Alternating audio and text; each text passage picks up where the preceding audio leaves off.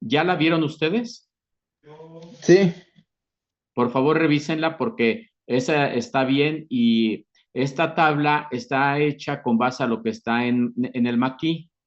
Y en esta tabla podrán ver los nombres de los aminoácidos, la abreviatura de 3 letras, la de una letra, y a qué clasificación por la carga corresponden. Si es no polar, alifático, o si es aromático, polar sin carga, polar con carga positiva. Pero también está la clasificación según si es sintetizado por el cuerpo humano o no, si es esencial o no esencial, ¿sale? E incluso hay 4 aminoácidos que están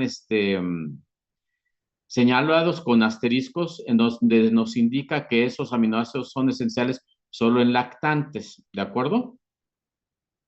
sí. Ok, bien. Ahora, hay mucha literatura respecto a estos de los aminoácidos y dependiendo del libro luego van a encontrar una clasificación un poco diferente, pero para fines prácticos, en términos generales, todo es prácticamente lo mismo, ¿ok? Ahora, también es importante tomar en consideración que existe una clasificación de los aminoácidos con respecto, en relación más bien de su carga neta a pH fisiológico, ¿sale? Pero ustedes apréndanse bien esta tabla que les acabo de decir, que les va a ser muy útil, ¿de acuerdo? También en algunos textos podrán encontrar que existen aminoácidos esenciales, no esenciales y condicionalmente esenciales. Cuando se habla en condicionalmente esenciales, se refieren a que estos son aminoácidos que van a ser requeridos en la etapa de crecimiento o cuando hay estrés metabólico, ¿sale? En algunas enfermedades o también en neonatos, ¿sale? Entonces sí es importante que luego puedan ver eso, pero para fines prácticos lo de esa tabla es lo correcto. ¿Estamos de acuerdo? Sí, está bien. Sí, doctor. Ahora, el enlace peptídico, pues es una cosa muy sencilla, ¿no? Sí, lo es. Ok. No olviden, por favor, que si dos aminoácidos se unen, esto va a ser a través de la expulsión de una molécula de agua, ¿sale? O sea, se va a desprender una molécula de agua. El OH va a ser aportado por el grupo carboxilo de un aminoácido y el otro, el hidrógeno, va a ser aportado por el grupo amino del otro aminoácido y de esa manera se desprende el agua, ¿de acuerdo? Ahora bien, no olviden, por favor, inventando así, si estos dos aminoácidos fueron alanina y guanina, por decirlo así, cuando ya están en un enlace peptídico, ya no se llaman guanina y alanina, ¿sale? Sino se van a llamar residuos. ¿Por qué razón? Porque ya hay unos elementos que les hace falta a cada aminoácido. Entonces van ustedes a escuchar comúnmente que de repente dicen que una cadena polipeptídica está constituida por 40 residuos de aminoácidos. Y ahorita estoy inventando un valor de 40, por decirlo así. ¿Sale? Pero también dentro de la jerga en el ambiente de laboratorio o cuando estamos hablando, pueden ustedes llegar a escuchar que tengan que estar constituido por una cadena polipeptídica por 40 aminoácidos. Eso no es lo más apropiado. En términos estrictos, son residuos de aminoácidos, ¿sale? ¿Ok? Sí, ¿Vamos bien? Sí, O- doctor. Sí, doctor. sí, sí, vamos bien. Sí, doctor. Otra pregunta. ¿Quedó muy claro qué cosa es un zwitterion?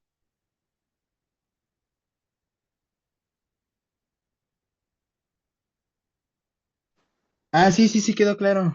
Sí. A ver, ok, Nicolai, aguántame tantito. A ver, Krishna, ¿me podrías explicar qué cosa es un zwitterion? Mm, No, yo la verdad ahorita que usted lo mencionó, bueno, lo busqué en mi libreta y no me acuerdo, la verdad. No lo vimos. Krishna, ¿lo vimos o ¿Mande? no lo vimos? No sé, es que no me suena, No pero no estoy estamos. segura. A ver, Valeria Gómez, La verdad no recuerdo, doctor. y a ver, checa tu apunte.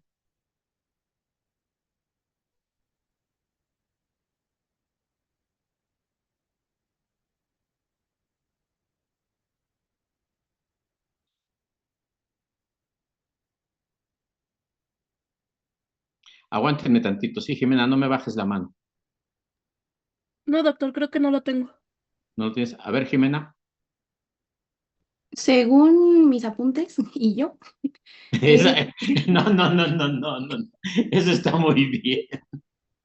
es un ion híbrido, o sea, que tiene las dos cargas y puede ser, o sea, es casi lo mismo que un anfolito. Es lo mismo que un anfolito. Recuerden que yo les mencioné a ustedes, les mostré una estructura de un aminoácido y que se le denomina catión porque tiene una carga ¿qué? Positiva. ¿Se acuerdan?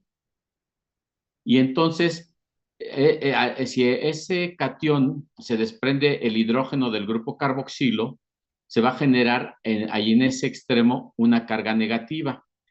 Entonces aquí estamos viendo que tiene tanto carga positiva como carga negativa y eso es a lo que se le llama Zwitterion. Ese Zwitterion puede pasar a formar parte de ¿qué? De un anión, como un anión, vaya, como un anión más bien. ¿Por qué? Porque se puede desprender un hidrógeno del grupo amino. Y de esa manera, ahora lo que predomina es la carga negativa. ¿De acuerdo? Entonces, lo que les mencioné a ustedes, que este tipo de sustancias se les denomina anfóteras debido a su naturaleza dual y que también se les conoce como anfolitos. ¿De acuerdo? Sí. Ya no vamos a dejar entrar a Jennifer.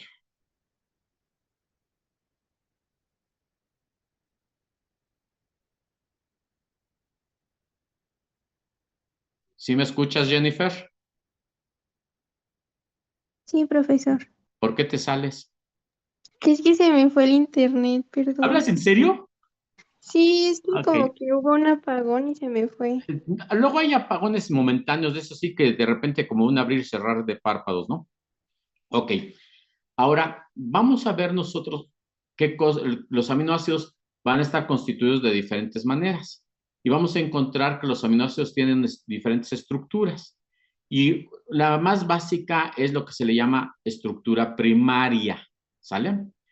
En esta estructura primaria vamos a encontrar que los aminoácidos se encuentran ordenados formando una cadena o cadenas polipeptídicas y que hasta incluso en ellas pueden existir enlaces disulfuro.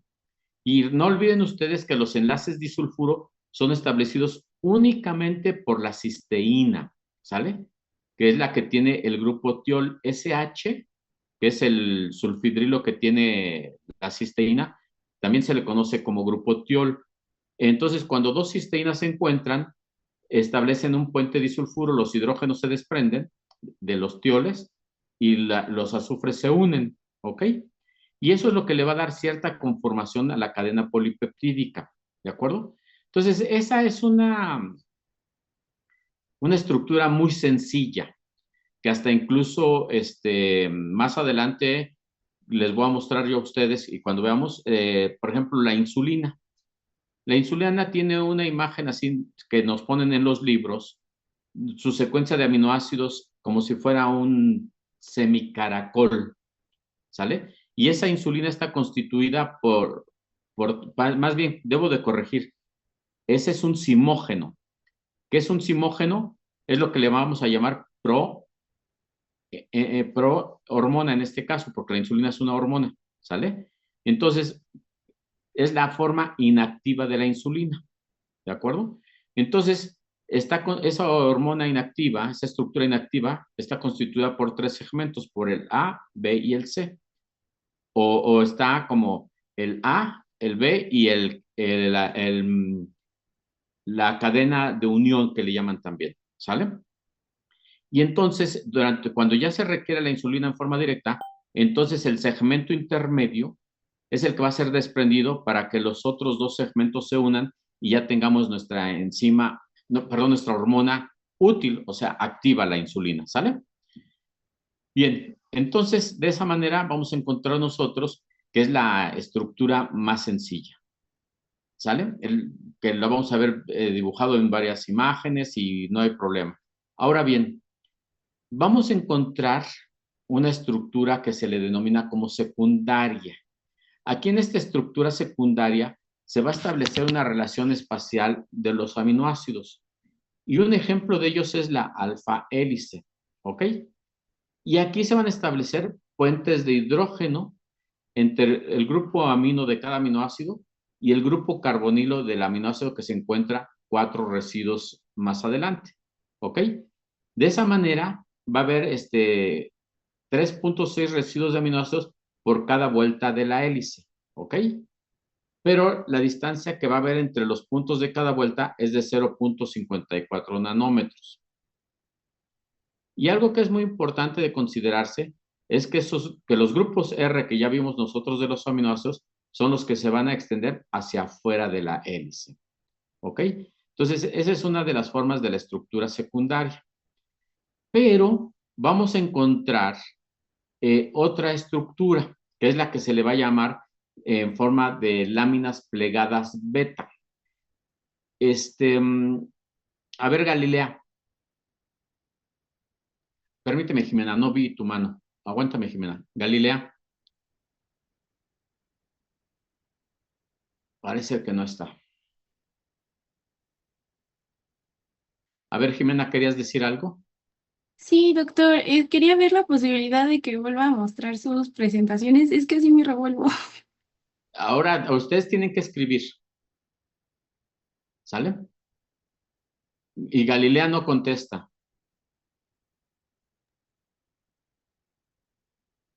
A ver, Krishna. Perdón, doctor. Galilea, bueno, nos comentó que su micrófono no sirve y, y ya, bueno, Y ya, entonces no, vas a ver. no puede contestar. Bueno, Krishna en lugar de... No, a ti ya te pregunté, Krishna. A ver, Edith Mateos.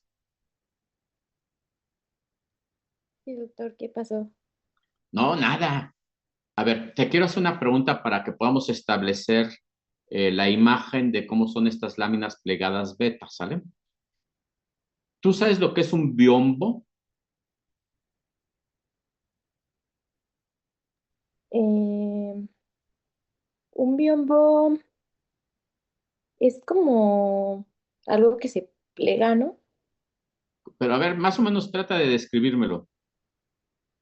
Mm, según lo que yo sé, Sí, claro. es como un tipo mueble que es como para separar espacios en una habitación. Ajá. Como para dividir áreas, bueno, o sea, Sí, es cosas. correctísimo. Es correctísimo. Fíjense, bueno, ahorita, antes de que sí que continúe, Ángel Eduardo, Sí, doctor. ¿qué es un biombo? Un biombo. No, no sabría decirle. Pero es que, bueno, yo más o menos sé cómo es la estructura de la lámina plegada. Bueno, yo lo relaciono como con un acordeón. Ajá. ¿Del que haces para el examen? No, bueno, del instrumento. Bueno, así lo relaciono. Sí, ok, bien, es una buena idea. A ver, Vale Torres, Sí, doctor. ¿qué es un biombo? La verdad no sabía, pero ahorita lo investigué y pues sí, como dijo Edith, son como si fuera como, no sé si decirlo como una paredcita o algo así como, pues sí que divide, o sea, y se plega, se dobla y se hace pues Ajá, más grande, pero la verdad no sabía. ok. Eso, nosotros tenemos que tratar de describir las cosas aunque no las estemos viendo, ¿sale? Es lo que tenemos que aprender nosotros como médicos. Es bien, bien importante, de verdad, créanmelo. Y lo que ustedes dicen tienen toditita la razón. Imagínense que se trata, normalmente le llaman mamparas, ¿sale? Pero imagínense una puerta, ¿sale? Como una puerta. Pero no de esas puertas de normalmente de las pesadas y todo eso, sino es un marco y que ese marco está, bueno, está cerrado con una tela o con madera o también las hacen de aluminio e incluso es muy común en los asiáticos, ¿sale? Y, y entonces, esa hoja, una hoja que va a ser de esa como puerta, va a estar unida a otra con bisagras, ¿de acuerdo? Y esta última va a estar unida a otra con bisagras. Y dependiendo de la longitud que requieren las personas, pues es como va a estar eso, ¿sale? Y entonces tiene la posibilidad de que las puedes parar y entre ellas pueden formarse ángulos y de esa manera puede quedar parada y poder conducir a que se lleve a cabo la separación de espacios, ¿de acuerdo? Eso va a ser bien importante. Entonces, ahorita se me vino a la cabeza otra idea de cómo es esto de un biombo, ¿sale? Y es como lo que dijiste. ¿Quién dijo del acordeón? Yo. Ángel, sí, Ángel, fuiste tú. Eh, seguramente, no sé si ustedes tuvieron, yo un día, cuando era muy chico, vi a mis compañeras, algunas, en alguna ocasión, porque no fue seguido, que tomaban una hoja de papel y la iban doblando de un extremo hacia el otro, pero por fracciones, ¿sí? Doblaban un pequeño segmento, luego el otro en sentido contrario, así sucesivamente, hasta llegar al final, y luego lo doblaban a la mitad y de esa manera se hacía un abanico, ¿ok? A ver, Nicolai. De hecho yo iba a decir que como un abanico, ¿no? Justo iba a Sí, decir eso. que lo hacían así como un abanico. Y a mí me llamó mucho la atención de chico porque dije, mira, eh, se hacen así como un abanico. Estaban jugando, desde luego. Entonces, eso es a esas hojas que están en esa forma, que forman ángulo entre ellas y que nos van a hacer. Y ¿saben? Otra cosa que les puede dar una orientación mucho. Si ustedes han visto en alguna mueblería o en las tiendas estas como el Home Depot o en lugares así donde venden puertas, hay unas puertas de plástico que son plegables. Nada más que ahí sí, las hojas van a ser de la puerta, van a ser pequeñas para que no ocupen tanto espacio, ¿ok? Entonces, esto es a lo que se le llaman láminas plegadas beta. Y de esa manera va a llevarse a cabo la alineación ya sea de dos o más segmentos de la cadena polipeptídica, uno al lado del otro, ¿sale? O sea, vamos a poner que cada segmento de la puerta va a estar dividido en dos y en la parte de arriba va a ir una cadena polipeptídica y en la parte de abajo va a ir otra cadena polipeptídica. Y entonces, allí vamos nosotros a encontrar que entre la cadena de arriba y la cadena de abajo se van a establecer enlaces entre quienes, como lo acabo de decir hace un momento, entre los grupos NH y el carbonilo, ¿sale? O sea, si tengo en la parte superior un aminoácido, ese va a exponer a su grupo carbonilo para que se una al grupo amino de la cadena polipeptídica de abajo. Y de esa manera vamos a tener esa estructura, ¿ok? Ahora, va a haber una peculiaridad en estas cadenas o en esta conformación beta de las cadenas polipeptídicas, es que van a estar unas que son paralelas, que van a funcionar, que se les va a decir como paralelas, y otras que se les va a denominar como antiparalelas, ¿ok? Entonces, en el caso de la paralela es porque la orientación amino terminal a carboxilo terminal de las cadenas adyacentes va a ser paralela, o sea, va a ser en la misma secuencia. Y como consecuencia, los enlaces, va a haber enlaces por puente de hidrógeno de las cadenas polipeptídicas, pero de las que están en la misma dirección. Mientras que va a haber otras que van a tener lo que les dije yo hace un momento, que van a ser antiparalelas y su orientación va a ser diferente. Una va a tener una orientación amino terminal a carboxilo terminal y en la cadena adyacente va a ser al revés, ¿ok? ¿Estamos? Y eso es lo que va a hacer que se le denomine como antiparalela. Ahora, yo les acabo de decir a ustedes en esta conformación de las beta en cadenas, de las cadenas polipeptídicas, perdón, Falcón, no vi tu mano, dime. Tenemos que saber si podría repetir sobre que las que son paralelas tienen una orientación amino terminal y un carboxilo terminal, pero ya de ahí ya me quedé. No te preocupes, muy bien. y por favor deténganme porque si me estoy yendo muy rápido no es correcto, ¿sale? O sea, la paralela se caracteriza porque va a tener una cadena polipeptídica con una orientación de amino terminal. O sea que vamos a suponer que en mi lado izquierdo está el extremo amino terminal, hacia el carboxilo terminal que está del lado derecho, ¿sale? Y la cadena adyacente, o sea, la que está paralela a la primera, va a ir igual, ¿sale? Va a ir igual. Por eso se llaman paralelas, porque van en la misma dirección. Esto va a ser bien importante que nos lo aprendamos porque lo vamos a revisar en el cuarto bloque cuando veamos la estructura del ADN, que en realidad cuando empecé con esto de la conformación, permítanme tantito, con la conformación de las láminas plegadas beta, lo que les describí fue cómo vamos estructurada la doble cadena, o sea, el ADN, ¿ok? Regresemos a la formación paralela. Yo ahorita nada más les estoy hablando de 2 cadenas polipeptídicas, pero pueden ser 3 o 4, ¿sale?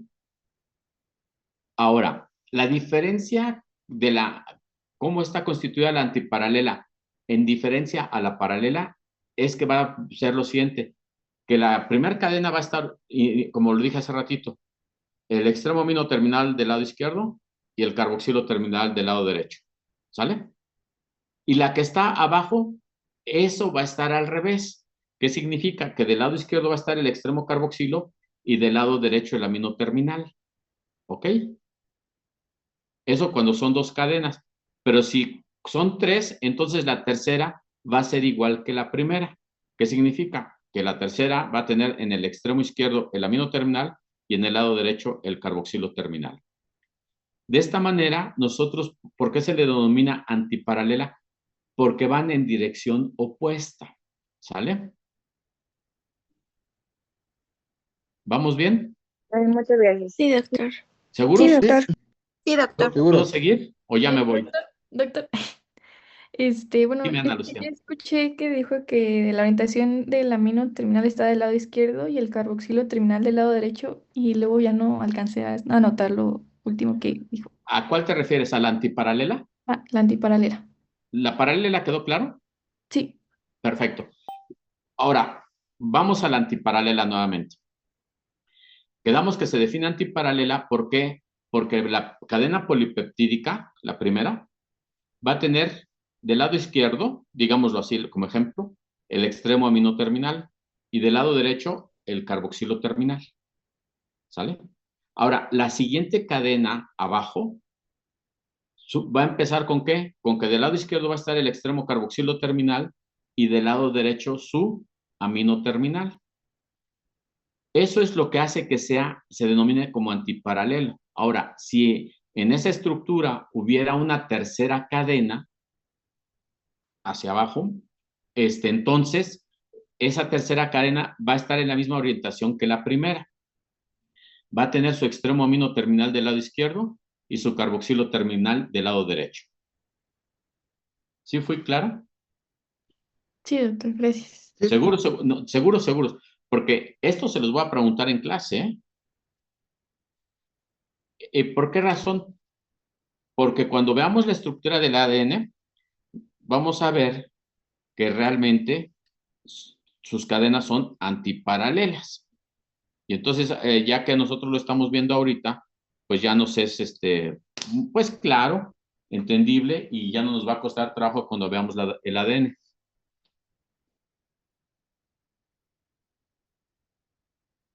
Ok, bien. La siguiente estructura es la que se denomina como terciaria, ¿sale? En esta estructura terciaria vamos a encontrar nosotros que se va a llevar a cabo un ordenamiento general y se van a establecer relaciones entre las diversas regiones o dominios de los aminoácidos. Entonces ya va a estar como, imagínense más o menos como cuando quitan una liga, más las mujeres que usan luego se ponen unas como ligas en el pelo, o cuando le quitan una liga, enrollaron un papel, vaya, y para que no se les desenrolle le colocan una liga. Entonces, ¿qué hacemos todos para quitarle la liga? La vamos deslizando hacia el extremo. ¿Para qué? Para que salga del rollo de papel. ¿Cómo queda esa liga? Una bola, ¿no? Enrollada. Ándale. Enrollada. Eso es bien importante, no lo olviden.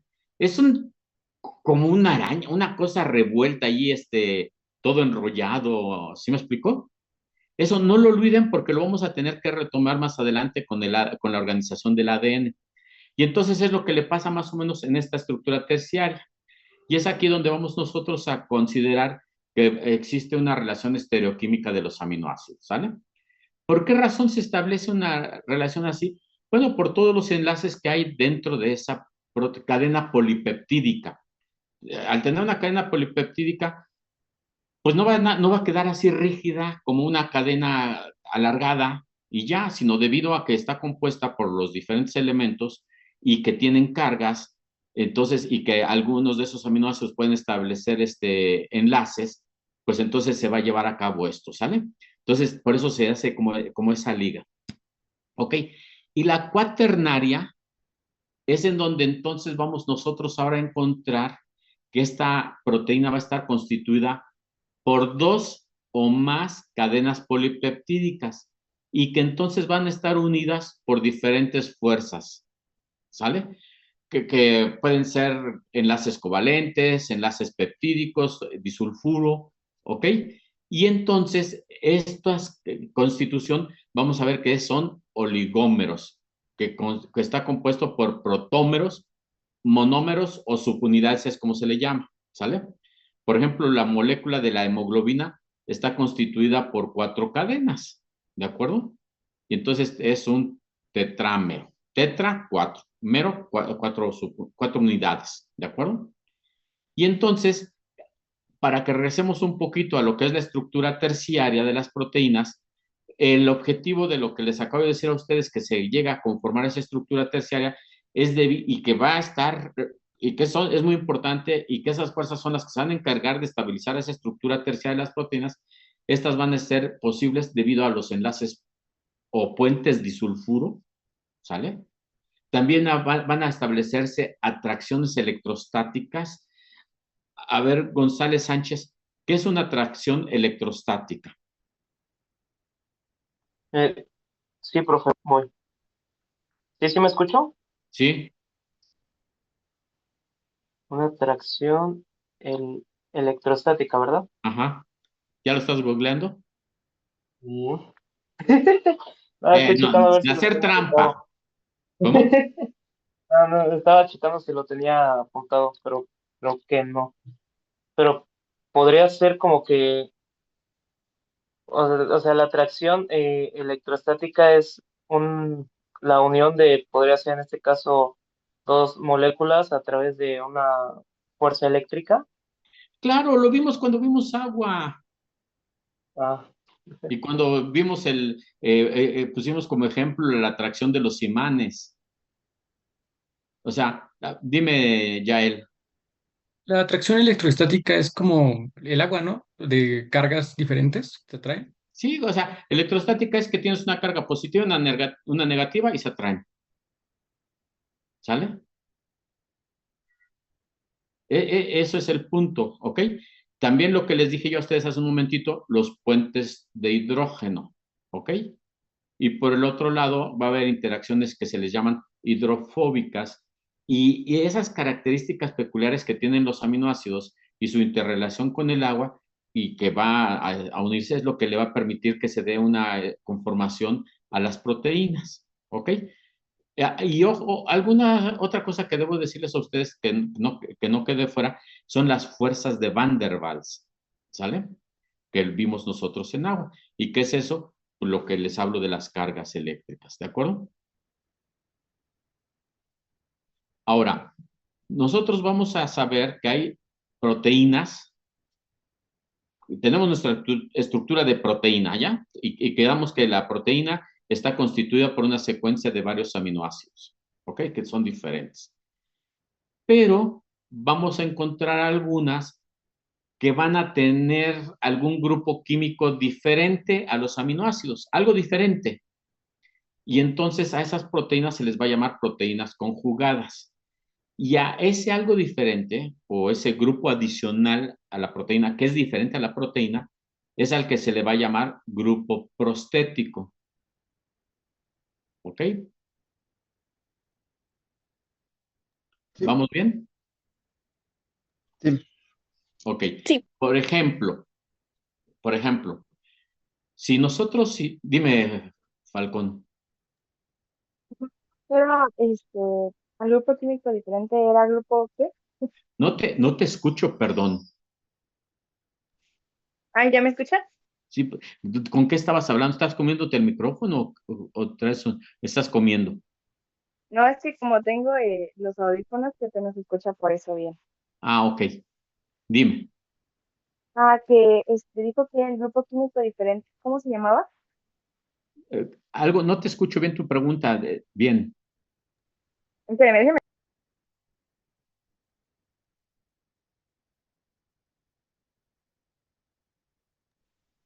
Listo, espera. Oye, Ya. qué diferencia, caray. Sí, dijo que el grupo químico diferente, ¿cómo se llamaba? ¿El grupo químico diferente? Mira, Sí, de me los, voy a ir para atrás. Me voy a ir para atrás porque no entiendo tu pregunta. Estamos viendo proteínas y vamos a tener un determinado tipo de proteínas, ¿sale? Que adicional a su estructura química de proteína, que es la secuencia de aminoácidos, van a tener una molécula diferente a lo que es la proteína, ¿sale? Ahorita lo vamos a ver. A esa proteína con ese grupo diferente es a lo que se le va a llamar proteína conjugada. ¿Vamos bien? Sí. Ok. Ahora, ese grupo diferente o adicional que se le puso a esa proteína es al que se le denomina grupo prostético. Ah, ok, ya, gracias. ¿Vale? Ok. Entonces, ahora voy a mencionarles algún ejemplo. Si yo les digo lipoproteínas, ¿cuál sería el grupo prostético, Valeria Rivas? Los lípidos. O sea, Leslie, sí. Leslie. Yo también iba a decir los lípidos. Yo también digo los lípidos, ¿sale? Como que iba a decir, pero ya lo dijiste. Uy, ya se quedó callada. Bueno, digo los lípidos. Ya Leslie Digo se que quedó, son los lípidos. ya se quedó No, no me callada. quedé callada. Ya mejor no digo nada. ¿Sale? Es correcto. Es correcto. No se me vayan a confundir, por favor, ¿sale? Por eso les estoy preguntando. Un ejemplo es la beta 1 lipoproteína de la sangre. Es un ejemplo, hay muchos más. Si yo digo glucoproteínas, Saúl Guerrero, ¿cuál sería el grupo prostético? ¿Lico o lipo otra vez? Perdóneme, doctor. Glucoproteínas. Ah, gluco, sería el glucógeno, ¿no? No, glúcidos. Pero también puede ser el glucógeno, pero son glúcidos en términos generales. ¿Sale? Por ejemplo, ¿cuál sería? Las inmunoglobulinas, las que comúnmente se conocen como IgG y que son lo que también se conoce como anticuerpos. A ver, Jimena, ¿y si digo fosfoproteínas? ¿Lípidos? No estás en la clase. No, sí, sí lo escuché. Dijo fosfoproteínas. Y dijo cuál era el grupo. Pero pues no sé, supongo que los fósforos, no sé. Pues el grupo fosfato. El grupo prostético es el grupo fosfato y un ejemplo es por ejemplo, en el caso de la caseína de la leche. ¿Ok? A ver, Jennifer Liliana. Y si digo hemoproteínas, La hemoglobina dije hemoproteínas. ¿Cuál es el grupo prostético?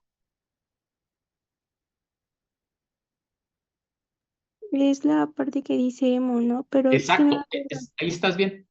Hasta ahí. Es el grupo hemo.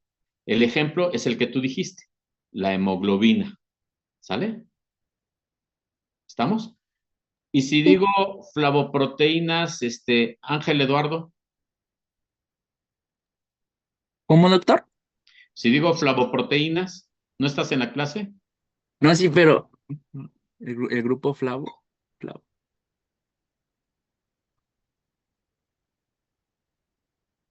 Flavo, ¿no? Son los nucleótidos de flavina. ¿Sale? Y el ejemplo es, vamos a una enzima que vamos a estudiar más adelante, que es la succinato deshidrogenasa. ¿Ok? Y si digo metaloproteínas, Areli, Carolina,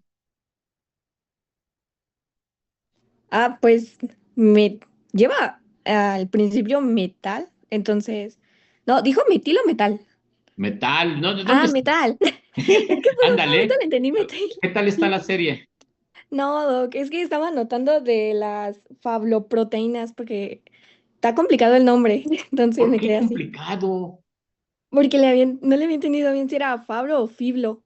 Y yo, No, ¿quién dijo flibo? No, ya no no le había inventes. entendido. Bueno, el grupo tiene un grupo de, un metal, vaya, que lo hace diferente. ¿Ah, sí? Pues sí, ¿no? O no, Ah, a ver, ¿y cuál? ay, no sabría decirle un ejemplo, doctor. Qué Bueno, mala onda, ¿verdad? tendría un metal, entonces, Es correcto. pues ahí tendría uno agregado. Pero Y entonces, co- doctor, ¿esto cómo lo tendría agregado? O sea, ¿lo tendría a base de dieta o sería bajo suplementos? Espérenme, aguántenme ahorita. Esta pregunta me detienes, por favor. Déjame terminar esto y me regreso contigo, ¿sale? Sí, doctor. Aquí, chéquense ustedes. Metaloproteínas, por eso le pregunté, fuiste tú, Areli, ¿verdad? Sí. Y lo contestó correcto, es un metal. ¿Cuál metal? Pues en la tabla periódica hay muchos. ¿Cuáles son los que son de interés en el área de medicina para nosotros, en metabolismo? Es, por ejemplo, el hierro, el zinc, el calcio, el molibdeno o, por ejemplo, también el cobre. No son los únicos, ¿ok? Y, por ejemplo, ¿en dónde vamos a encontrar una metaloproteína que contenga hierro? Va a ser en la ferritina, que la vamos a encontrar en la sangre. Luego, otra metaloproteína es la que contiene zinc. ¿En dónde la vamos a encontrar? En una enzima que es la alcohol deshidrogenasa. Y el otro que contiene calcio en la calmodulina. Estos nombres los van ustedes a sentir como raros, pero los vamos a ver por ejemplo, la calmodulina los vamos a ver en el metabolismo de carbohidratos, ¿sale? El molibdeno va a ser, bueno, esta metaloproteína que contiene molibdeno, vamos a encontrarla en la dinitrogenasa y el cobre en la plastocianina. Ahora, lo que pregunta Areli es, ¿y esto qué? ¿Sale? Pues son moléculas que se encuentran en nuestro organismo y que gracias a ella se pueden llevar a cabo varios procesos metabólicos, ¿ok?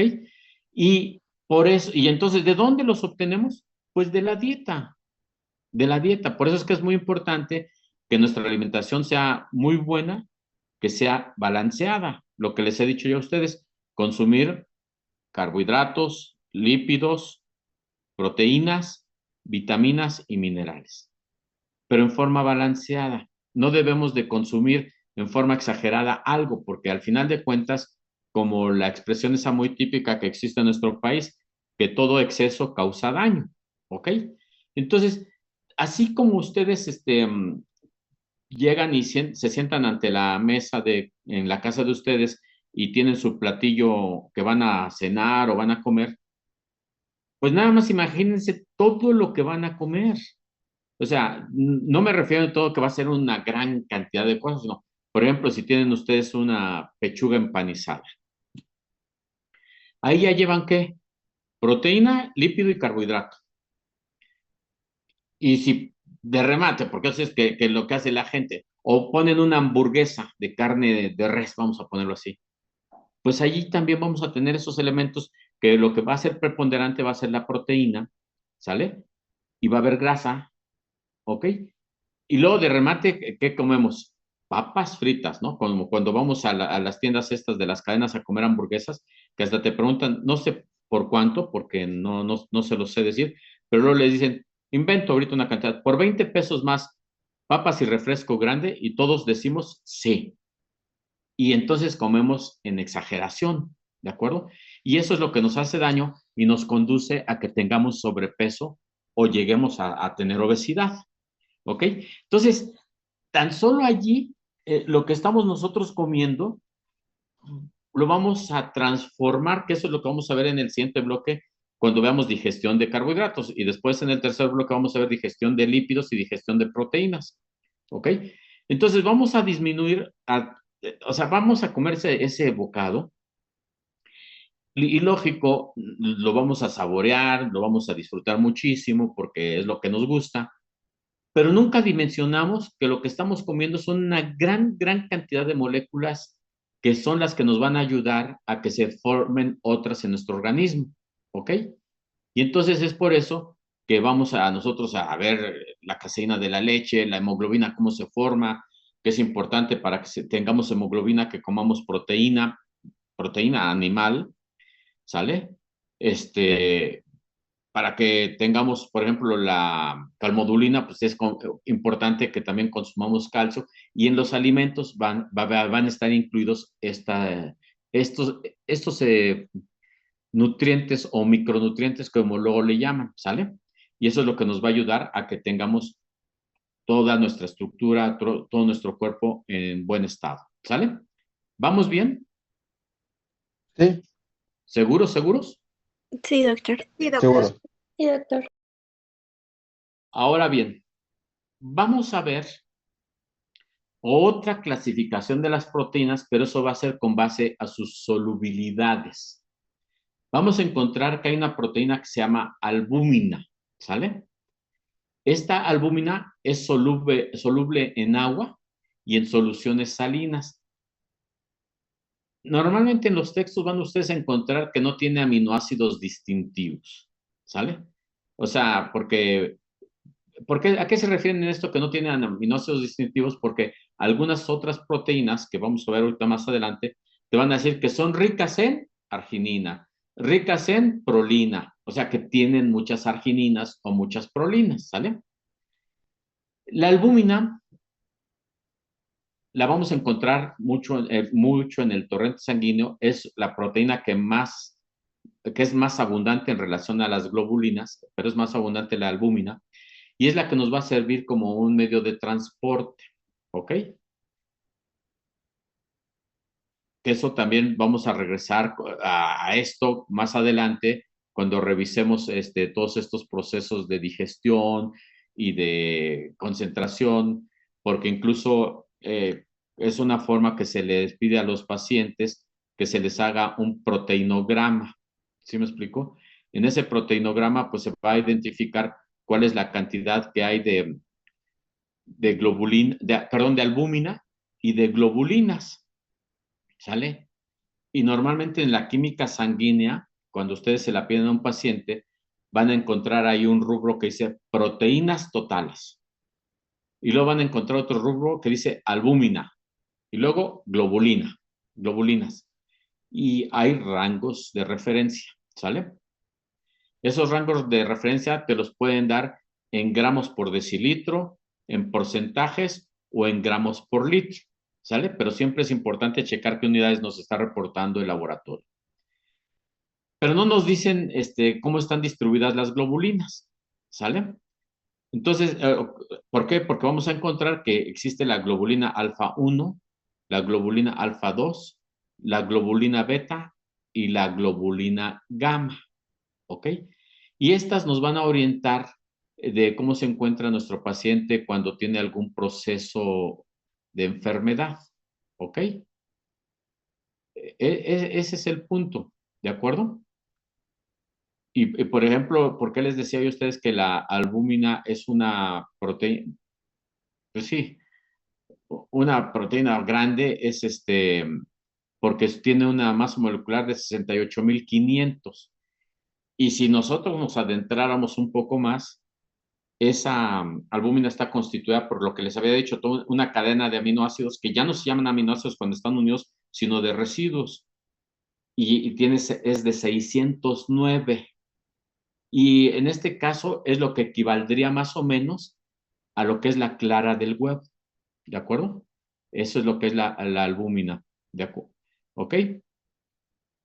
Y entonces vamos, ya me adelanté un poco a lo que son las globulinas, que ya les mencioné las diferentes que hay, y entonces estas son no tan solubles en agua, por eso se les define que son escasamente solubles en agua, pero sí son solubles en soluciones salinas y tampoco tienen aminoácidos distintivos. Por otro lado, hay otras que se llaman protaminas. Estas van a ser solubles en etanol, pero que se encuentre a una concentración de 70 a 80%. Y como consecuencia, pues no son solubles en agua, ¿ok? Y lo que les decía yo a ustedes hace ratito, estas se van a caracterizar porque son ricas en arginina, ¿ok? Disculpe, doctor, Dime, ¿podría repetir las últimas proteínas, las que son solubles en etanol? protaminas, ¿Perdón? protaminas. ¿Sí me escuchaste?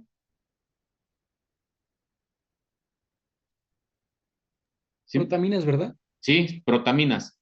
Son solubles en etanol, pero del 70 al 80, entre 70 y 80%, ¿sale? Eso es importante. Por eso es que acuérdense ustedes que el alcohol que utilizamos para desinfectar debe de estar en una concentración del 70%. Ustedes vayan a alguna farmacia o si tienen en casa alguna botella con alcohol, cheque, de ese que compramos en la farmacia, chéquense ustedes que dice 70%, dice alcohol al 70%, ¿sale? Y luego tenemos unas que se llaman histonas. Estas las vamos a ver en biología molecular. Estas son solubles en soluciones salinas. Y luego tenemos lo que se llaman escleroproteínas. ¿Ok? Estas no son solubles en agua, pero o en soluciones salinas, o sea, no son solubles en agua o en soluciones salinas.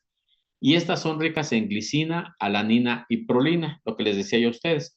Van a tener aminoácidos distintivos que son los que les van a caracterizar, ¿sale? Pasamos a la siguiente. ¿Lo podría repetir, por favor? ¿Cuál, perdón? La última que mencionó. Se llama escleroproteínas, ¿sale? No son solubles en agua o en soluciones salinas.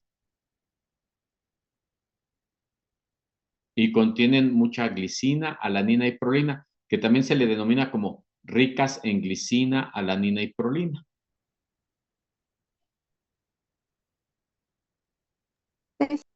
Ok, bien. Ahora, chéquense ustedes lo que les voy a decir a continuación.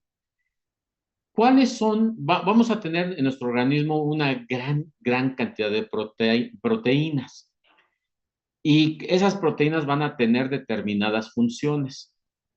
Por ejemplo, una de ellas es la acción catalítica, ¿sale? ¿A qué nos referimos con acción catalítica? González Sánchez. Sí, profe, ¿qué soy? Sí. ¿A qué nos referimos? ¿Qué significa acción catalítica? Eh, ay, Aguántame, Yael. Igual perdón. Sería un proceso por el cual la sustancia que está reaccionando aumenta su velocidad de reacción, ¿podría ser? ok. A ver, Yael, ¿qué quieres decir? Pues son las enzimas, ¿no? Porque las enzimas son proteínas y aceleran una reacción, como dijo mi compañera, mi compañero, Exacto. perdón. Ok, correcto. El ejemplo es eso que dices de las enzimas. A ver, Evelyn. Bueno, sí, justo que, bueno, acelera una reacción química, ¿no? Sin tanta energía, por así decirlo, bueno, sin ocupar tanta energía. Ok. Bueno, no podemos decir sin ocupar tanta energía porque en algunas reacciones sí vamos a requerir de energía, ¿sale? Pero sí, catalítica es que va a permitir que se lleve a cabo la reacción en forma apropiada, va a acelerarla, o sea que se lleve, pero siempre y cuando se cumplan las condiciones correctas, ¿no? El pH, la temperatura y todo eso, ¿sale? Leslie, ¿quieres decir algo? No, nada, que iba a decir que se aceleraba la reacción Exacto. química. Exacto. y son las enzimas. Y nosotros vamos a regresar a las enzimas siempre, o sea, vamos a estar revisando, ¿sale? Luego vamos a tener otro tipo de proteínas que van a servir ¿para qué? Para la contracción. ¿Como cuáles podrían ser, Saúl Guerrero? Pues no sé, la verdad no sabría qué tipo, pero por decir las que se encuentran en músculos y que Correcto. sirven justo para eso, extensión y flexión. Exacto. Se llaman actina y miosina. ¿Ok? Y, por ejemplo, a ver, Galilea, estás muy calladita.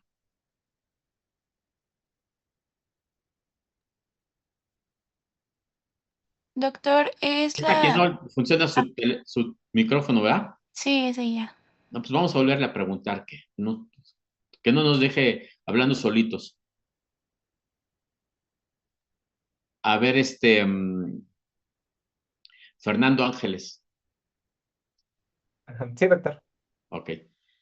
Otras tipo de proteínas que vamos a tener o que se van a encargar de qué función es la regulación del gen. ¿Cuál te imaginas que podrían ser? ¿Cuáles proteínas?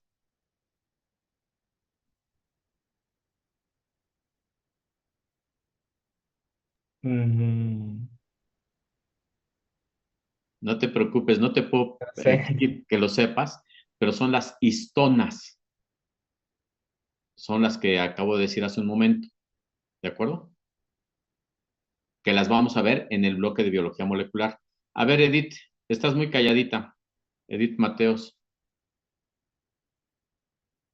Aquí estoy, doctora. ¿de verdad? ¿Ya despertaste? Sí. No, aquí estoy. Otra función que pueden tener las proteínas es la de que tengan una función hormonal, ¿sale? ¿Estamos Sí. de acuerdo? ¿Me puedes mencionar algunos ejemplos? Mm, pues regular el metabolismo, ¿no? Sí, pero sí, claro, vamos a encontrar que también tiene esa función, pero ¿qué ejemplo me darías de hormonas? Mm,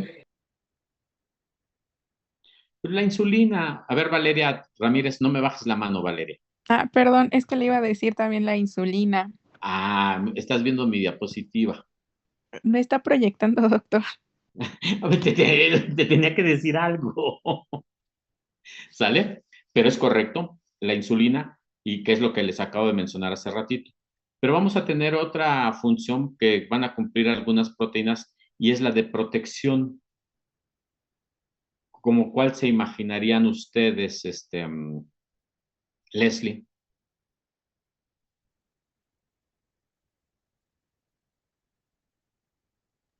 Enzimas de protección. ¿Sí?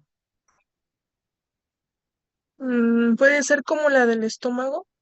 Ok. A ver, Valeria.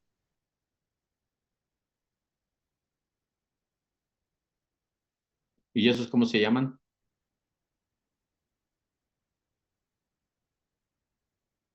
Ok, perfecto. A ver, Ana Lucía. Ay, también iba a decir lo de las inmunoglobulinas. Perfecto. Ok, a ver, Estrella.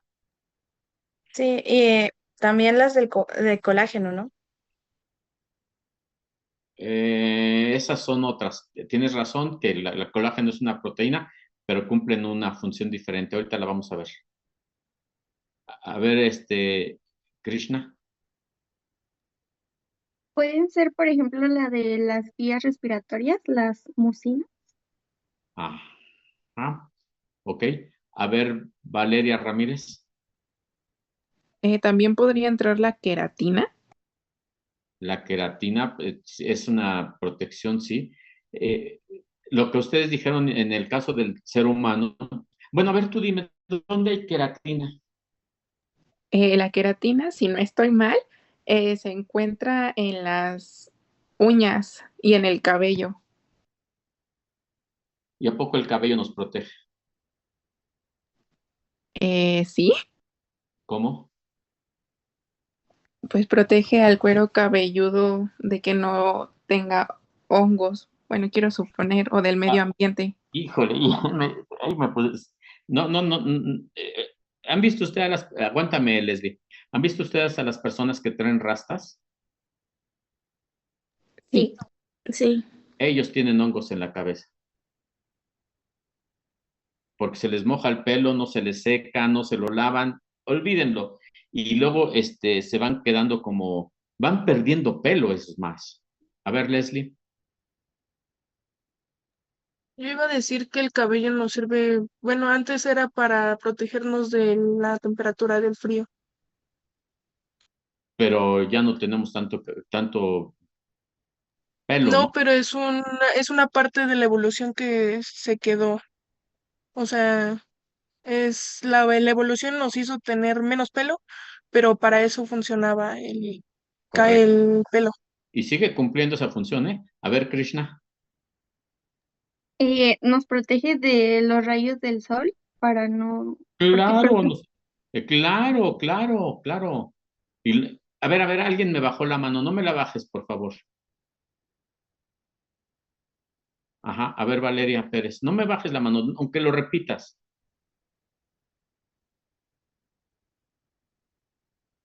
Ajá,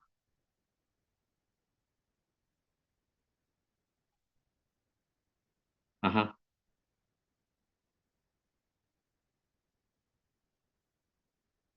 así es, ¿no? Y cuando se lo dejan crecer, híjole, parece ser que traen una gran bola de pelo, ¿sí? ¿Sí los han visto? Sí, doctor. Sí. Y mis respetos, ¿eh? Mis respetos. Es correcto, es correcto. Fíjense que también hay una sustancia que existe en nuestro organismo que se llama interferón, ¿sale? Que hay interferón alfa, beta y gamma en nuestro organismo. Y hace ratito hablaron ustedes de las anticuerpos, que son las inmunoglobulinas. El interferón también nos ayuda a proteger contra agentes extraños, especialmente, por ejemplo, los virus, e incluso existen tratamientos contra el virus de la hepatitis. Bueno, ya ahora me debo de callar, ya no puedo decir tanto así como antes, porque todo ha ido evolucionando favorablemente. Pero antes uno de los medicamentos importantes para tratar la infección del virus por la hepatitis C o B era el interferón. Pero ahora ya hay nuevos medicamentos, pero súper buenos que atacan la reproducción del virus, ¿sale? Eso es muy bueno de verdad. Y me da mucho gusto porque pues, los pacientes con infección crónica de hepatitis B y más los de hepatitis C, es que con el paso del tiempo desarrollan, yo creo que ahora ya cada vez va a ser menos por los nuevos medicamentos, están en la posibilidad de desarrollar cáncer de hígado, que es la mayor expresión, y como consecuencia incluso hasta llegar a fallecer por ese cáncer, ¿sale?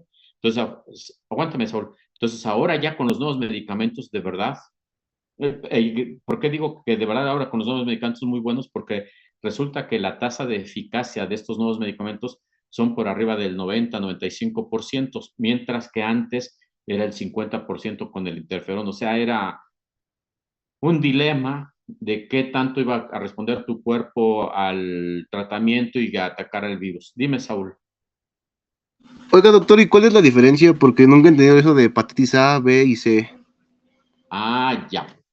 Hay una gran diferencia. Y miren, se originó, lógico que se llegan a descubrir los virus.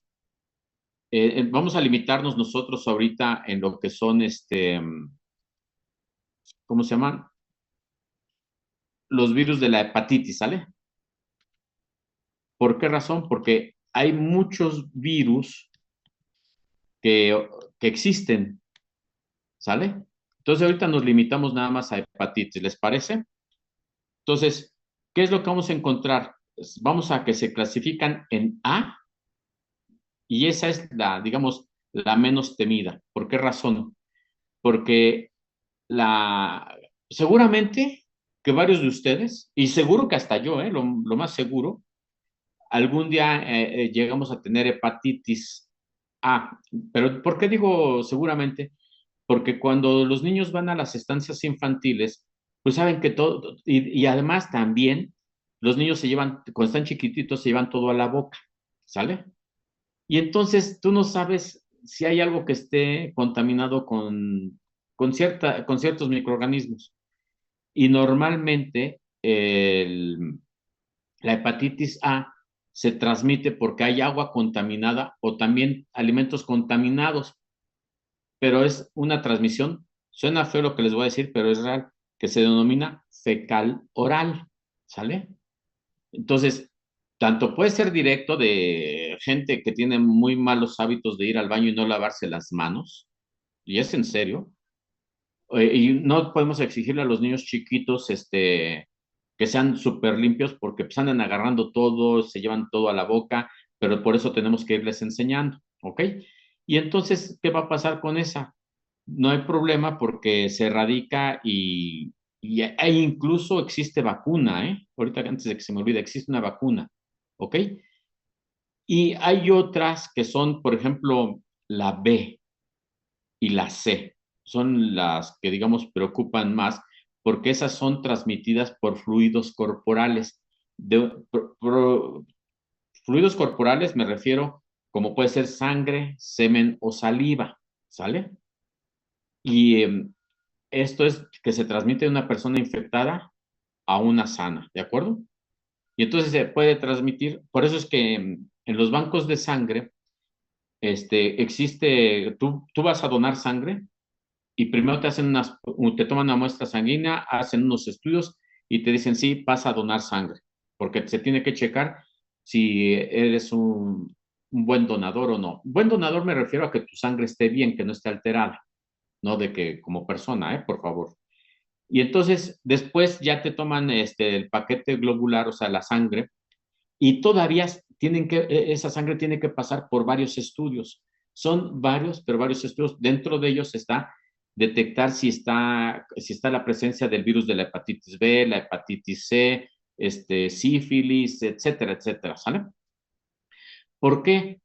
Porque si tú, VIH, se me andaba casi olvidando, VIH, porque si tú le transfundes esa sangre que contiene algunos de estos microorganismos a una persona sana, pues la estás enfermando. Y en lugar de ayudarla, la estás perjudicando. ¿Ok? Y desgraciadamente, tanto el virus de la hepatitis B como el de la C, sí llegan pueden llegar a convertirse en crónicas. Y al convertirse en crónicas, pueden llegar a desarrollar en primera instancia lo que le llaman cirrosis y después cáncer de hígado. Y bueno, olvídenlo, ¿sale? Y ya hay vacuna para el virus de la hepatitis B, ¿sale? Ahora, antiguamente se decía que existía virus de la hepatitis A y virus de la hepatitis B. Y todo lo que estuviera relacionado con el hígado y que era así como una enfermedad viral, se decía que era una hepatitis no A y no B. No A, no B, ¿sale? O sea, ¿qué significa? Que no tienes ni infección por el virus de la hepatitis A, ni infección del virus ocasionado por el virus de la hepatitis B, ¿sale? Y todo lo demás ahí caía. Entonces, con el paso de los años, por ejemplo, si no me equivoco, en 1989 se describió por primera vez o descubrieron al virus de la hepatitis C. Y eso vino a ser un cambio muy grande en el trabajo de salud pública. Y este es el que se transmite mucho por la vía sexual, ¿sale? Eso se le denomina a personas, ¿cómo le llaman? Que practican sexo no seguro, ¿sale? Entonces se puede transmitir. Y existen otros dos tipos, que le llaman el virus de la hepatitis D y el virus de la hepatitis E, ¿sale? En el caso de la D, es un virus que va a infectar a personas que ya tienen hepatitis B, ¿sale? Y esto va a hacer que se acelere más el daño generado por la hepatitis B en estos pacientes y que van a tener, el riesgo en ellos es que pueden tener complicaciones más graves. Tampoco hay vacuna contra la hepatitis D. Y la E es una infección semejante a la ocasionada por el virus de la hepatitis A. ¿Sale? ¿Sí fui claro?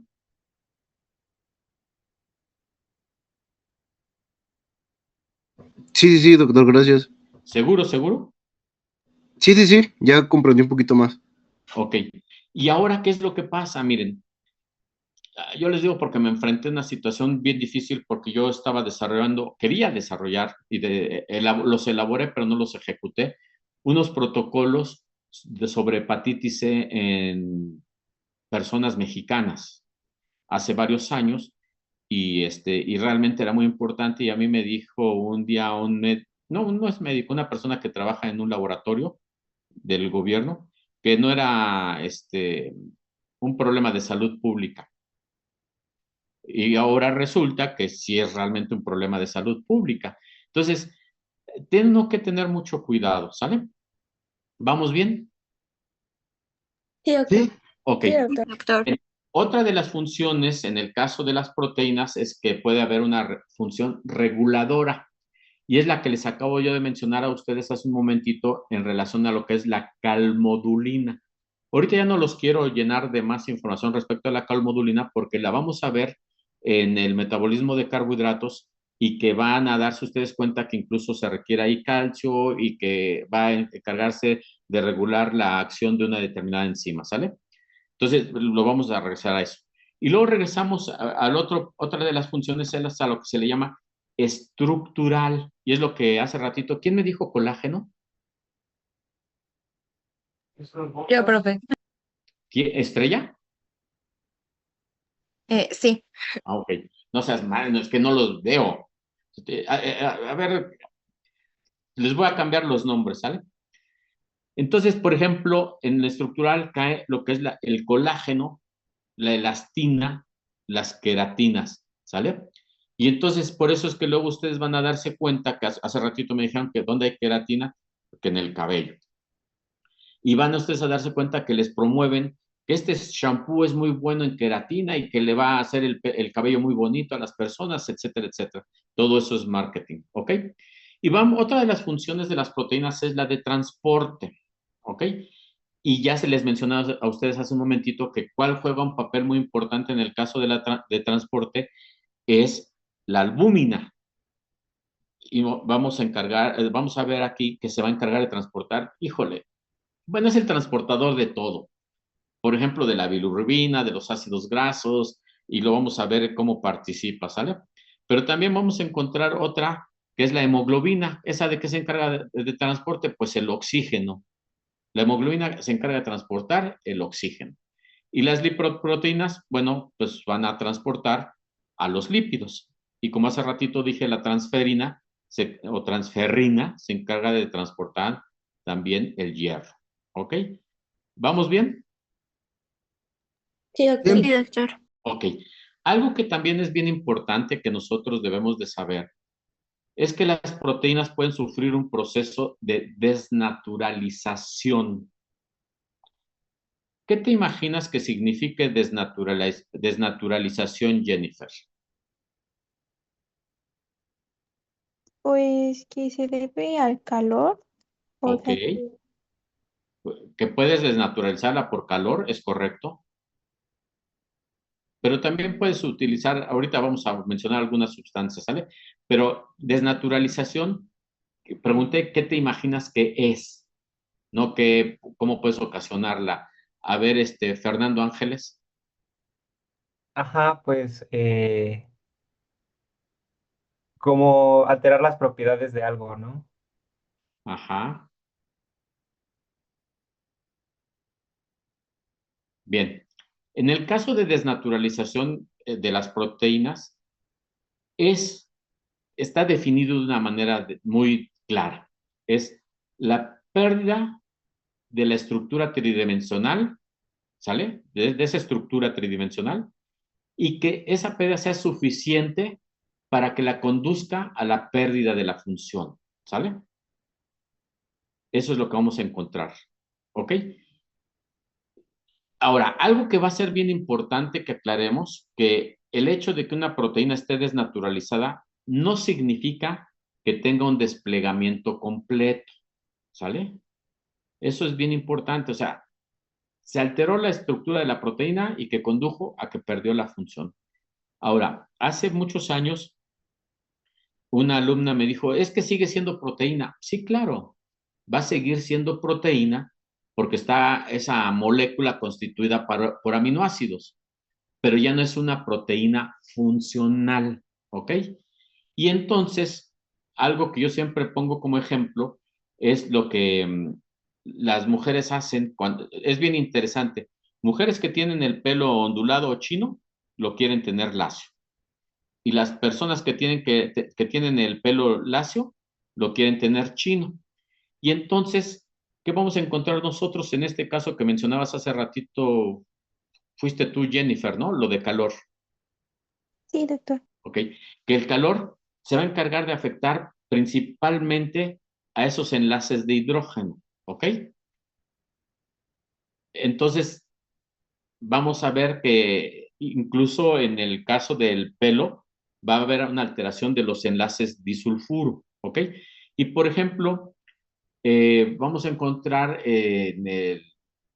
normalmente nosotros decimos que hay que hervir el agua, incluso algunas personas dicen que por 10 minutos o por 15 minutos para que las podamos tomar.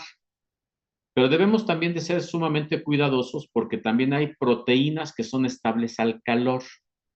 Y esas, va a haber bacterias que van a tener ese tipo de proteínas y son las que se les llaman bacterias termófilas y que viven muy a gusto, por ejemplo, en las, donde hay estas aguas termales, ¿ok? Viven muy a gusto, incluso pueden llegar a alcanzar, aguantar lo que son los 100 grados Celsius, ¿ok? Otro elemento que afecta la estructura de las proteínas son los cambios de pH, los cambios extremos del pH. Y entonces eso va a hacer que se cambie la carga neta de la proteína y eso conduce a que haya repulsión electrostática y también a destrucción de los enlaces de hidrógeno. Y por el otro lado, también vamos a encontrar disolventes orgánicos que se llaman como detergentes, esos que se van a encargar de romper las interacciones hidrofóbicas que forma el núcleo estable de las proteínas globulares. Y entonces vamos para estos procesos de desnaturalización, es posible que los puedas llevar a cabo utilizando ácidos o bases fuertes y de esa manera puedes desnaturalizar una proteína. Pero también hay otros disolventes orgánicos, como por ejemplo lo que son los alcoholes, las cetonas o incluso el cloroformo. Y dentro de lo que hace ratito mencioné detergente está lo que se llama SDS. ¿Qué significa SDS? Es dodecil sulfato de sodio. Otros elementos que pueden desnaturalizar las proteínas son lo que se denominan agentes reductores, que es el mercaptoetanol. ¿Ok? Y, por ejemplo, van a haber algunos compuestos polares neutros que también tienen la capacidad de desnaturalizar las proteínas, como son la urea o la guanidina. Asimismo, también las sales elevadas a altísima concentración, ya mencionamos nosotros lo que es la temperatura, ¿de acuerdo? Y existe, por ejemplo, un ejemplo, vaya, en donde tenemos a la ribonucleasa. ¿Qué es la ribonucleasa? Es una enzima, pero finalmente es una proteína. Y entonces, ¿qué pasa si nosotros tenemos a esa enzima y le adicionamos en su solución urea y mercaptoetanol? ¿Qué es lo que va a ocurrir? Que se van a romper los enlaces disulfuro, ¿ok? Entonces, ¿cuáles enlaces disulfuro? Los que están formando las cisteínas. Y entonces en cada cisteína se incorpora un hidrógeno.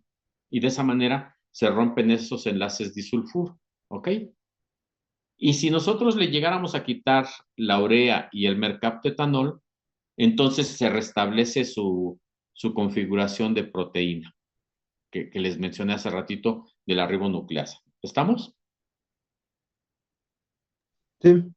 Ahora, va a ser muy importante que también revisen una tabla que está en su material del departamento y esta tabla está relacionada y seguro que viene en el departamental, por favor, apréndanse los nombres y todo eso, que son enfermedades relacionadas al plegamiento incorrecto de las proteínas, lo que hablamos nosotros hace rato. Y por ejemplo está lo que se llama la enfermedad de Alzheimer, ¿sale? En el caso de la enfermedad de Alzheimer vamos a encontrar que la proteína que va a estar afectada, ¿sale? o su péptido precursor, pero la proteína que va a estar afectada es uno que se llama péptido beta amiloide, ¿sale? Y entonces, normalmente está desplegada, pero tiene, ¿por cuántos residuos está constituida? Por 39 a 43 residuos, ¿ok? Y en el caso de la enfermedad de Alzheimer, encontramos que puede ser esporádica, puede ser familiar y desgraciadamente también puede ocurrir de inicio temprano. La otra que tenemos es una que se llama enfermedad de Creutzfeldt-Jakob, ¿sale? Aquí la proteína que va a estar afectada es una proteína que se denomina priónica y que más bien va a ser el péptido que ocasiona, no sé, espérenme, ustedes no sé si llegaron a escuchar algo que ocurría en las vacas, que te decían que no voy a comer carne de vaca porque son los priones y causa las que le llamaban las enfermedades, las vacas locas. Sí, sí, lo escuché. Sí. Es de esto. Según por, ¿Perdón? ay, perdón, según por esa enfermedad, se crearon las vacunas. ¿Cuáles vacunas? Las vacunas que ahorita conocemos, según yo, se hicieron por esa enfermedad, por la enfermedad de las vacas locas. Creo que estás confundiendo un Si poquito. no estoy confundiendo. Leslie, Ajá, está bueno, verdad. no,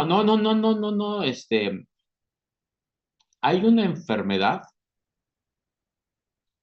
de nombre, no sé si la han escuchado ustedes, de nombre viruela. Sí. Sí. Pero, ¿viruela nada más así o viruela y algo más? ¿La del mono o algo así? ¿O ese es No, otro? no te rías, es que es correcto, de verdad.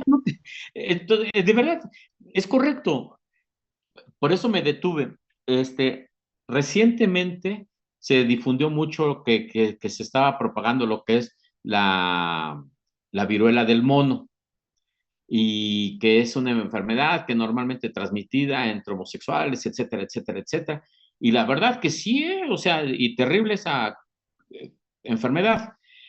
Pero creo lo que Leslie nos quería decir es la viruela que anteriormente conocíamos nada más, así nada más como viruela, ¿sale? Y que es a partir de ahí que se desarrollan lo que actualmente le llamamos vacunas, que no es lo que actualmente se utilizan, no son vacunas, ni se llama vacunación, se debe de llamar inmunización. ¿Por qué? Porque ya muchos de estos elementos se fabrican con ADN recombinante, que lo vamos a ver en el cuarto bloque, y a lo que Leslie creo, corrígeme por favor Leslie, porque estoy tratando de entender lo que tú te refieres, es que antiguamente existía esta enfermedad de la viruela y era una enfermedad infecciosa que se transmitía muy fácil y que incluso diezmaba a las poblaciones, o sea, disminuía el tamaño de la población. ¿Qué quiere decir esto? Que morían muchas personas como consecuencia de la viruela. Y entonces,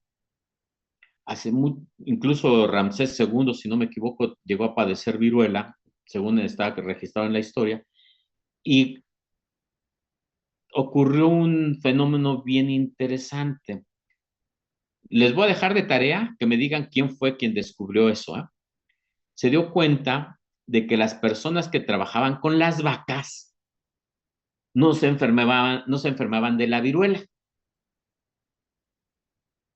porque las vacas llegaban a padecer unas lesiones como de la viruela, ¿sale? Y que el que se encargaba de trabajar con las vacas o que las ordeñaba llegaba a adquirir esa infección de las vacas, pero ese no se enfermaba. Y entonces fue una observación bien interesante y entonces este doctor dijo, bueno, aquí hay algo que no se sabe, pero en el caso de la viruela se genera una pústula.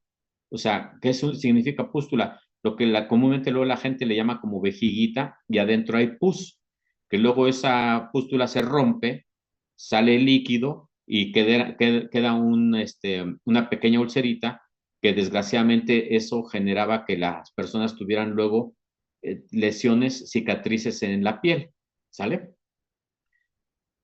Entonces, ese doctor se dio cuenta y dijo, voy a ver qué pasa. Y entonces agarró de esa pus que tenía las personas que ordeñaban a las vacas y se las inoculó a personas sanas. Y entonces se dio cuenta que a las personas que les había inoculado eso no padecían viruela. Y lo fue aumentando, propagando entre las personas y dijo, aquí es esto. Y entonces ese proceso de transmitir esa pus a una persona sana, inoculársela, realmente inoculársela en la piel, se llama variolización.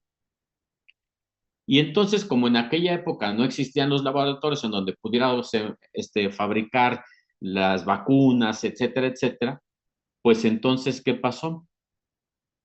Que se utilizaba de persona en persona, se iba transmitiendo, se iba haciendo la variolización, a tal grado de que a México llegó un barco, y en aquella época el doctor Balmis estuvo participando en esto, y llegaron unos niños, y entonces se utilizaron a todos estos niños que se les transmitía de un niño a otro, y así sucesivamente, para protegerlos contra la viruela, ¿ok? Y en donde se llevaban a cabo estas campañas de vacunación, que así se les dio el nombre, en las iglesias, porque las iglesias eran los centros de concentración de los pobladores.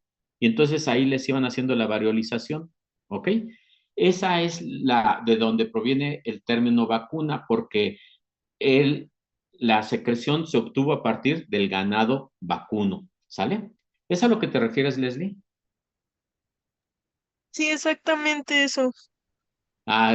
Te acabo de contar una gran mentirota. Me estás diciendo que No, sí. no, no, no, no, no, no. Es que de hecho yo había investigado en algún momento de mi vida, Híjole, lo este, dices como si fueras una persona mayor.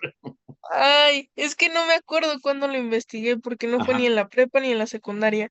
Creo que fue por la primaria, que, que las vacunas se habían llamado vacunas por las vacas, porque habían sacado enzimas de ellas y habían ayudado a contraer la viruela, como dice usted, pero confundí la enfermedad. La de los priones, con lo de las vacas locas, con esto. Y les voy Sí, a contar a justamente. ustedes, en las instalaciones de la Secretaría de Salud aquí en México, que está ahí por el Metro Chapultepec, hay una placa en donde están los nombres de los niños que iniciaron ese proceso de variolización aquí en México. O sea, no es de ahí que ellos lo hayan hecho, pero que sirvieron para la variolización aquí en México, porque hay que, pues, rendirles honores, ¿no? Ahora, a ver tú misma, Leslie, ya que investigaste desde la primaria y ahorita me hiciste recordar esos datos. ¿Sigue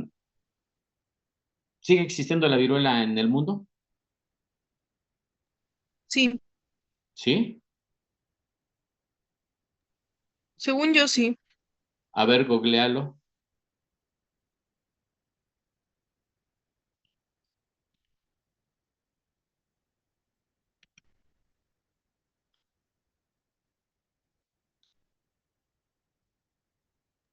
Ah, no, dice que no sigue existiendo en el mundo, que ¿Sí fue sigue la existiendo? primera que no, que ¿Sigue no, no existiendo? es, no, no, no, que no es, no existe, que fue la primera enfermedad erradicada por el ser humano. ¿Y sabes cuándo se radicó en México?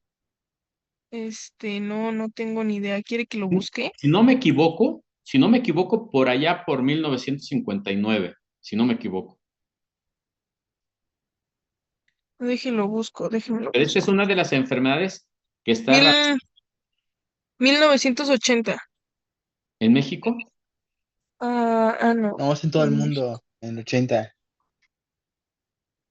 1952 en México, profe. En México. Me equivoqué de 59, pero eran los 50 y tantos. ¿Sale? Nada Sí, más doctor. vean ustedes. Gracias a eso se logró erradicar. Ahora les voy a hacer una pregunta. ¿Ustedes creen que siga existiendo el virus de la viruela en el mundo? Sí existe todavía. ¿Cómo? Sí existe todavía el virus de la viruela. Ajá. ¿En Nada dónde? más, según yo recuerdo, en la CDC, en Estados Unidos, y que, bueno, o sea, que luego se descubren muestras por ahí abandonadas. Eso es lo grave, ¿eh? Eso es lo grave. Y que creo que en Siberia, momias siberianas con viruela. En, bueno, vamos a dejarlo así en general. En el mundo existen laboratorios especiales autorizados para seguir conservando al virus en dado caso de que algún día hubiera un resurgimiento de viruela en el mundo. Por eso están reservados. Y son laboratorios que tienen que estar con protocolos de superprotección, ¿sale? Entonces, ok. Entonces, no confundamos el de los priones con el de con el de la variolización. Otra enfermedad es la enfermedad de Huntington, ¿sale? Y aquí la proteína que está afectada es una que se llama huntingtina. Es una cadena larga de poliglutamina, ¿ok? Y esta es grande porque tiene 3.144 residuos. Otra enfermedad que está relacionada al plegamiento incorrecto de las proteínas es la amiloidosis, pero debido a la ApoA1, ¿ok? Y la última que viene en esa tabla, que vale la pena que lo revisen, es la amiloidosis debida a hemodiálisis crónica, que desgraciadamente pues puede llegarse a desarrollar, ¿sale? ¿Estamos? Sí, Sí, doctor. ¿Qué? No, pues es viernes, todavía podemos, y además están en casita, ¿no? sí. Podemos seguir con la clase. ¿Estamos de acuerdo? Bueno, yo por lo menos sí le puedo seguir, ya no sé los demás. Ok. Algo que es importante, porque lo mencioné hace ratito, es el colágeno. El colágeno es bien, bien importante. ¿En dónde vamos a tener ese colágeno en nuestro organismo? Por ejemplo, va a formar parte en los tendones, en los cartílagos, pero también en la matriz orgánica de los huesos. ¿Y dónde más? En lo que es la córnea del ojo, ¿ok? Este colágeno se caracteriza por ser una hélice levógiro. ¿Qué significa levógira? Vale Torres.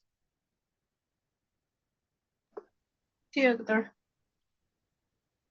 Bueno, no sé qué signifique. ¿Cómo? No sé qué signifique, la verdad. A ver, Saúl. No, Yael, ¿no?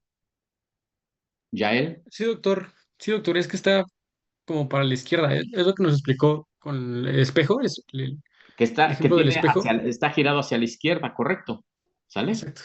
Y en el caso de lo interesante de este colágeno es que al ser esta hélice levógira, eso significa que está más compacta que la alfa hélice, que vamos luego a ver nosotros cuando veamos ADN, los diferentes tipos de hélices, ¿sale? Pero también tenemos otro tipo que va a ser una superhélice de estrógira. Y esta se debe porque va a haber un enrollamiento de 3 hélices. Y esa es a la que se le llama tropocolágeno. Y algo que es importante mencionar aquí, que el colágeno es rico en ¿qué? En glicina, en alanina, en hidroxiprolina y en hidroxilicina, ¿sale? Y eso es lo que le da su característica. Por eso es que ahora les promueven mucho ciertos cosméticos que contienen colágeno y que no sé qué que tiene colágeno. Incluso hace unos años estuvo muy de moda que había que consumir colágeno todos los días, etcétera, etcétera. ¿Ok? Y vamos a tener 3 diferentes tipos de colágeno. El tipo 1 lo vamos a encontrar en lo que son los tendones, huesos y piel. El colágeno tipo 2 lo vamos a encontrar en el cartílago. Y el colágeno tipo 3 lo encontramos en vasos, en la piel del recién nacido y en la pared intestinal. ¿Ok? Y por ejemplo, vamos a encontrar ciertas enfermedades ocasionadas por carencia de colágeno. Por ejemplo, la que le llaman el escorbuto. ¿Sí saben qué es el escorbuto, Valeria Ramírez? Según yo, y si no estoy mal, es la deficiencia de vitamina C. Perfecto. ¿Y qué te pasa cuando hay escorbuto? Creo que uno de los síntomas es cuando se te hinchan las encías. Ajá. ¿Alguien más? Creo que uno de, o sea, síntomas más, o sea, ¿cómo decirlo? Pues más representativos es la sencilla sangrando. Ándale. Pero, a ver, se están saliendo de la clase y ya no les voy a dejar entrar, ¿eh? Yo creo que seguramente, estoy casi seguro, aguántame tantito, Isabel. Estoy casi seguro que ustedes, igual Edith, no me bajen la mano, que algún día han escuchado ustedes de que los piratas se enfermaban de escorbuto.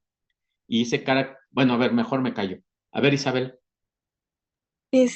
Bueno, yo sé que igual en el escorbuto las heridas tardan más en cicatrizar, ¿no? Sí, sí, correcto. ¿Algo más? ¿No? A ver, No, Edith. ahí es todo. Edith. Sí, eso que decía mi compañera, y también creo que son los moretones, o bueno, lo que son los hematomas. Eso, ok. A ver, Jimena. Creo que también cuando tienes una herida y trata de cicatrizar, no lo hace correctamente, se tarda más. Ok. Sí, vamos a encontrar, por eso lo de que decían ustedes de moretones, las heridas y todo eso. El escorbuto que les decía de los piratas, espero que a ninguno les haya pasado, que yo lo dudo, porque en la actualidad en nuestro mundo no debiera, y creo que ni exista. Es cuando las comisuras de los labios se nos abren, así sin más, y sangramos y las encías sangran, y eso se debe a que hay una fragilidad capilar y eso se genera lo que son, aguántenme, lo que son hemorragias y desde luego que son lesiones cutáneas. ¿Y eso por qué se debe? Por deficiencia, como lo dijeron ustedes, de vitamina C. Hay una enfermedad que es interesante para nosotros desde el punto de vista médico, pero es una enfermedad horrible para las personas y es lo que se llama osteogénesis imperfecta. ¿Sale? ¿Qué significa eso de osteogénesis imperfecta? Que va a haber un daño en los huesos. ¿Sale? Osteos son huesos y génesis es la formación de los huesos. Imperfecta es que no está bien. Y eso, nada más chequense ustedes, por favor, porque eso vamos a ver luego en biología molecular, este tipo de cosas. Y eso se debe nada más, ¿saben por qué? Porque hay una mutación de glicina en la posición 98 por cisteína en el colágeno tipo 1. Y eso va a generar que entonces los huesos sean quebradizos. ¿Ok? Y que además quienes llegan a padecer esto, pues es desde nacimiento, o sea, ya lo traen porque la mutación ya es en nuestro ADN, bueno, no en nuestro ADN, sino en el del paciente, y va a generarle también deformaciones en el esqueleto. Y entonces a estas personas o a estos niños se les llama los niños de cristal. ¿Por qué razón? Porque es bien fácil que sufran fracturas. ¿Ok? Entonces, eso es, pero nada más chéquense. Dime, Jimena. Eso que ahorita mencionó de los niños de cristal, ¿no también son llamados los niños mariposa? ¿O es otra? Los niños mariposa. Niños mariposa, mariposa. Es que creo que así lo había visto en algún TikTok. Pero no sé si ese es el de los que Pero lo prácticamente viste. No, lo vi de un doctor. O sea, que no ve que hay doctores que se suben a TikTok y suben mucha información de patologías, de información de medicina, pues. Y me acuerdo que era de mariposa, pero no me acuerdo si era de los huesos o de la No, piel. no, no, no, no. Es que, ¿sabes? Ahorita me pusiste a pensar, porque hay una enfermedad que te genera como un exantema en la cara y que parece como una mariposa, o sea, que te ocupa las mejillas, la nariz y, bueno, las mejillas y la nariz, ¿no? No, no, no. En los niños, a ver, antes de que continúe, Isabel, ¿quieres decir algo? ¿La osteogénesis imperfecta es lo mismo que la osteoporosis o es diferente? No, es diferente. Osteogénesis imperfecta, es como lo dije yo hace un momentito, es la formación del hueso no bien, o sea, que no se forma bien. Y la osteoporosis es la pérdida de la estructura ósea. Por eso se llama osteo, de hueso, porosis, o sea, que se vuelve como poroso y como consecuencia quebradizo. Dime, Valeria. Investigué lo que dice mi compañera de los niños mariposa Y puede que se refiera más bien a la piel de mariposa, que es un tipo trastorno que hace la fragilidad en la piel. Ajá. Justo era ese. Pero ¿qué le caracteriza más? Dice aquí que es la fragilidad en la piel y las mucosas que la protegen. Pero te falta algo más bien importante. Bueno, sí, y hace que se formen ampollas. ¿Sí dice eso ahí? Sí, doctor, ya vi.